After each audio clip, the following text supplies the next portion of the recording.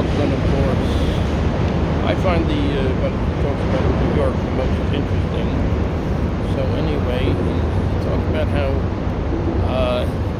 like it started in the 80s, I think, where big developers started coming in and buying up properties in historic places that made New York City what the very interesting place that it was. A city of diversity, different types of people. And over here they came in and they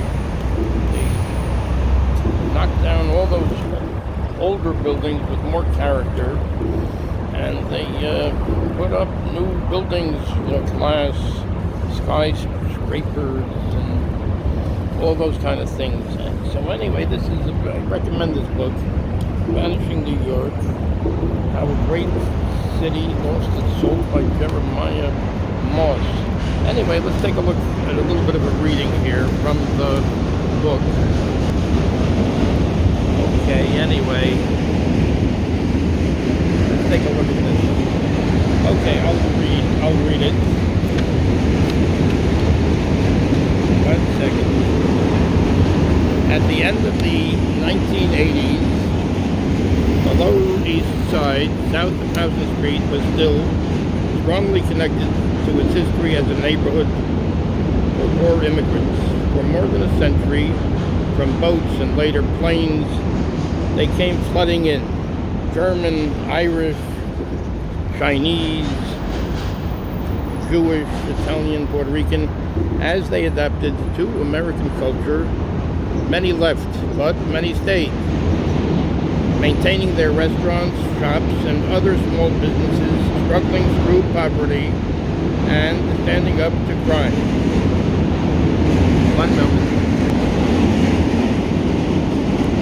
Throughout the 1960s and 70s, they were joined by artists, writers, and musicians, also in search of cheap housing. The young creative people lived in squalor, not with double glazed windows and steel reinforced doors, but with broken windows and busted doors. The artists persisted, and Low Street slowly at first became a hub of creativity.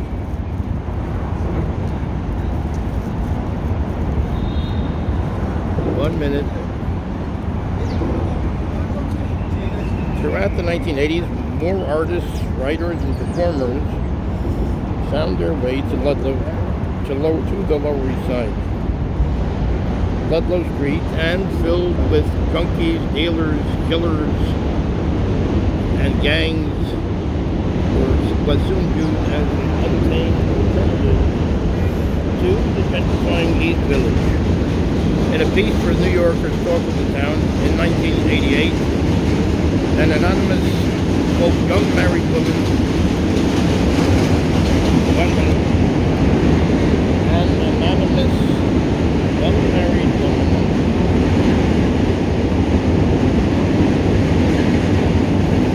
described her move to the street.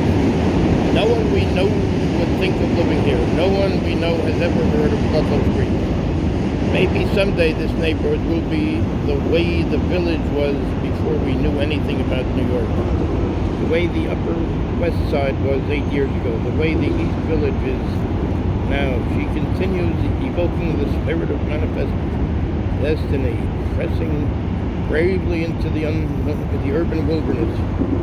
Quote, we explain that moving down here is a kind of urban pioneering, and quote, liken our crossing Houston Street to pioneers crossing the Rockies. The writer paints herself as an intrepid adventurer as she romanticizes the unspoiled frontier. Quote, so we discover the ungentrified life, she writes. A world of no supermarkets on a street that, quote, becomes more chic by the day.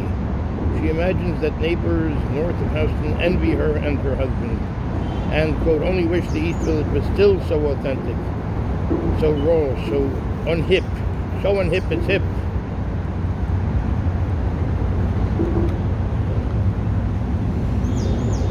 Okay, continuing. In 1989, the same year that Red Square went up, artist Uli Rimkus opened a bar on the northernmost end of Ludlow. It was an artist's bar. Its colorfully painted walls, a constantly changing democratic gallery of local work, and it became the heart, some say, the engine of the new Lower East Side scene, a scene that would help bring ever more hyper-gentrification. Rimkus called her bar Max Fish, dropping the ethnic C. Instead of F-I-S-C-H, it's Max Fish, F-I-S-H. Dropping the ethnic C of the previous occupant's name. Max Fish had sold Judaica on that block for more than 30 years. The bar settled in between Joseph Yavarkovsky's paper supply, in business since 1989, and a blanket salesman known as the Pillow Man. Those two didn't last. The 1990s had begun, and the Lower East Side would never be the same.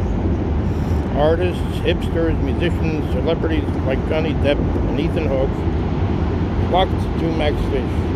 Junkies and crack addicts copped on the corner and got high in the bar's dirty, graffiti-covered. One moment.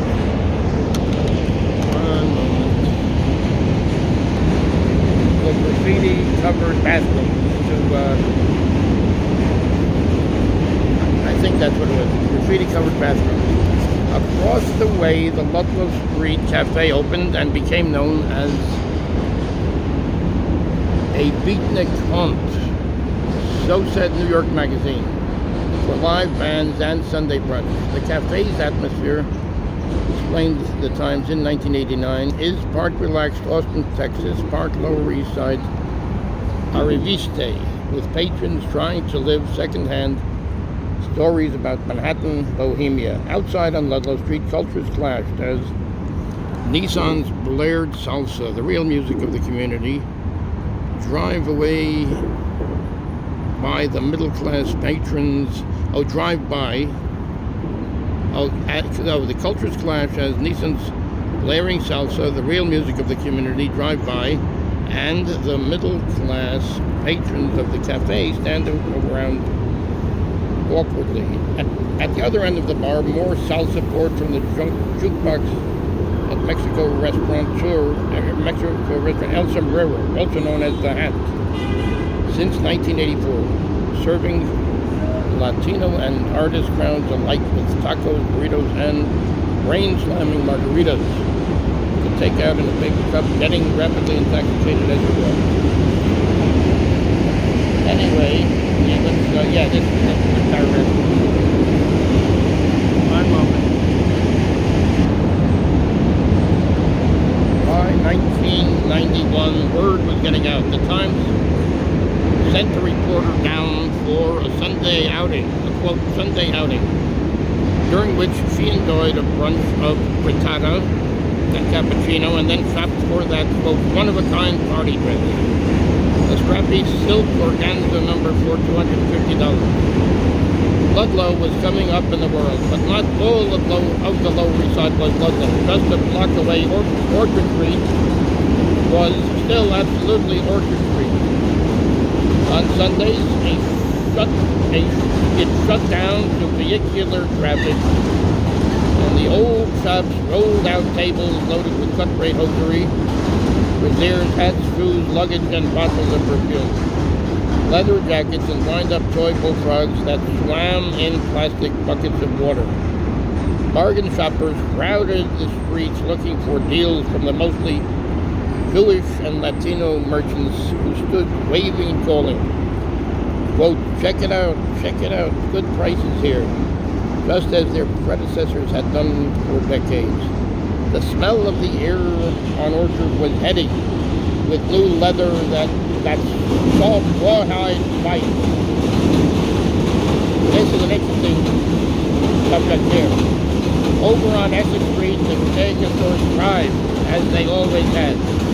So Oberon has agreed to pay the crimes that they always had, with shopkeepers advertising services and wares on text cluttered signage, quote, scribe, importer, dealer and repairing of safer Torahs, tefillin, mezuzos, and all religious articles, yarmulkes, taluses, and bags, checking mezuzos and tefillin while you wait.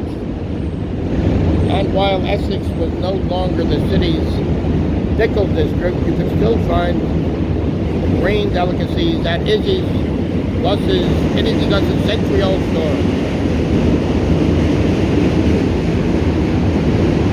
Loaded into backstreet barrels, full sour, half sour, quarter sour pickles, along with pickled tomatoes, sprouts, and other specialties. So the author is saying, I like to buy 3 for $1, slip the plastic baggie in my coat pocket, and eat pickles while I wandered the neighborhood, sometimes with an sombrero, margarita in hand.